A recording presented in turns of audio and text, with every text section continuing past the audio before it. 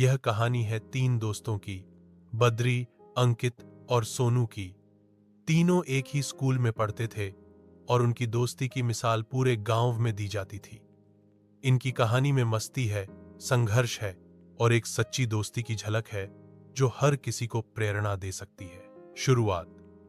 School की पहली मुलाकात। बद्री, अंकित और सोनू एक छोटे से गांव नवापुर के सरकारी स्कूल में पढ़ते थे। तीनों की उम्र लगभग 14,015 साल थी और वे 8वीं कक्षा में थे। बद्री एक अमीर किसान का बेटा था। उसके पास एक बाइक केटीएम ड्यूक थी जो पूरे गांव में चर्चा का विषय बनी रहती थी। वह थोड़ा घमंडी स्वभाव का था, लेकिन दिल का अच्छा था। अंकित मध्यम वर्गीय परिवार से था, पढ़ाई में तेज था और हर साल कक्षा में पहला आता था। उसका सपना था बड़ा होकर इंजीनियर बनना। सोनू सबसे शांत और समझदार लड़का था। उसके माता पिता मजदूर थे, लेकिन उसने कभी भी गरीबी को अपनी कमजोरी नहीं बनने दिया। पहली बार तीनों की मुलाकात स्कूल की लाइब्रेरी में हुई थी, जब बद्री एक किताब लेने गया और वहां अंकित और सोनू को पढ़ाई करते देखा। बद्री ने मजाक में पूछा, इतनी किताबें क्यों पढ़ रहे हो? क्या अपसेस की तैयारी कर रहे हो?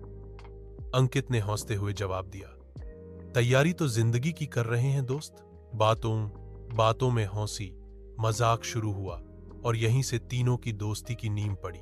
दोस्ती का मजबूत रिश्ता। तीनों रोज साथ स्कूल जाते, साथ टिफिन खाते और एक दूसरे के घर भी आना जाना शुरू हो गया।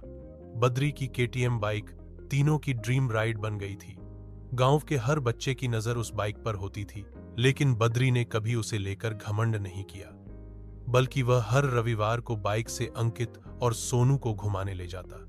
एक दिन स्कूल में एक प्रतियोगिता का आयोजन हुआ, साइंस मॉडल कंपटीशन। तीनों ने मिलकर एक टीम बनाई और एक स्मार्ट खेती का मॉडल बनाया। गांव में यह पहला मौका था जब बच्चों ने ऐसा कुछ सोचा था। बद्री ने अपने पापा की खेतों से कुछ उपकरण लाए, अंकित ने पूरा प्रोजेक्ट डिजाइन किया और सोनू ने उसे असेंबल किया। उनका मॉडल पूरे जिले में पहला आया और उन्हें राज्य स्तर पर जाने का मौका मिला। गांव में हर कोई गर्व से कहता, देखो, बद्री, अंकित और सोनू ने गांव का नाम रोशन कर दिया। समस्याएं और संघर्ष, पर जिंदगी हमेशा एक जैसी नहीं रहती। कुछ महीनों बाद बद्री के पिता को व्यापार में बहुत घाटा हुआ। केटीएम बाइक भी बेचनी पड़ी। बद्री का स्वभाव पहले से बहुत बदल गया। वह चुप रहने लगा, स्कूल जाना भी कम कर दिया। अंकित और सोनू ने जब देखा कि बद्री परेशान है, तो उन्होंने उससे बात करने की कोशिश की। पहले तो बद्री ने कहा, अब तुम लोग मुझसे दोस्ती क्यों करोगे? मेरे पास अब ना बाइक है ना पैसे।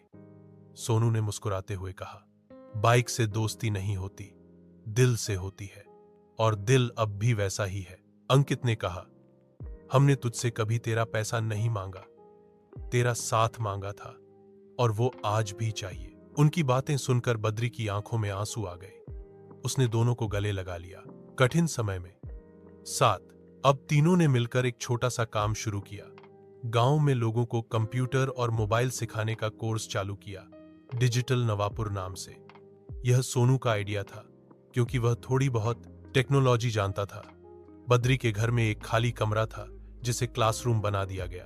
बद्री ने प्रचार किया, अंकित ने सिलेबस बनाया, सोनू ने क्लास ली।